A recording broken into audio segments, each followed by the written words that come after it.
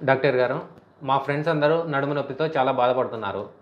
నాకు కూడా ఫ్యూచర్‌లో రాకుండా ముందుగా ఏమైనా జాగ్రత్తలు తీసుకోవచ్చా? మంచి ప్రశ్న.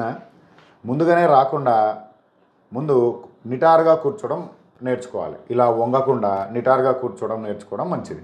రెండవది డైలీ నడుముకు సంబంధించిన ఎక్సర్సైజ్‌లు కొన్ని ఉంటాయి. అవి యూట్యూబ్ ఛానల్‌లో దొరుకుతాయి. లేదంటే మన ఛానల్‌లో కూడా ఉన్నాయి.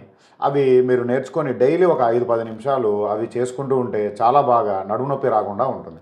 మూడవది మనము బరువు పెరగకుండా జాగ్రత్తలు తీసుకోవాలి. మనం వెయిట్ అనేది మెయింటైన్ చేసుకుంటూ ఉండాలి. బిఎంఐ అంటాం దాన్నే. అలా మెయింటైన్ చేసుకుంటూ లావు కాకుండా ఉన్నప్పుడు కూడా మన నడుము నొప్పి రాదు.